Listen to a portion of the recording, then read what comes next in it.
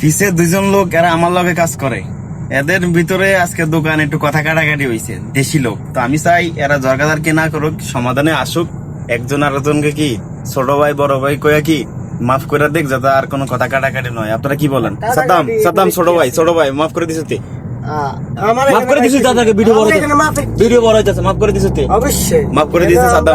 এই ফরাদ বড় ভাই খালাস স্কুল ভিডিও বড় হইতাছে, বড় ভাই মাফ করে দিছিস তুই, ফরাদ মাফ করে দিছিস তুই, কথা কস না, মাফ করে দিছিস তুই, বড় ভাই তো মাফ করে দিছিস, ছোট ভাই হিসেবে বড় ভাই মাফ করে দিছস না? গলার টলা দিয়ে দর্শকও বুঝবো। দেখেন আমি চাই সমাধান, দেশি লোক প্রবাসী আমরা, দরকার কি দরকার নাই, মাফ করে দিছিস তুই।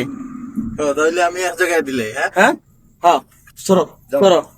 যারা প্রবাসে থাকেন এই কাজটা করবেন, যাতে কেউ দেশি লোক দরকার না করতে পারে।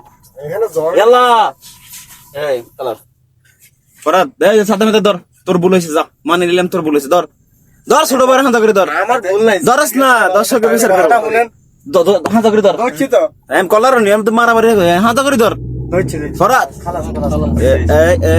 ঠিক আছে, কাজটা কি ঠিক হয়েছে কিনা আপনারা জানাবেন ইনশাআল্লাহ।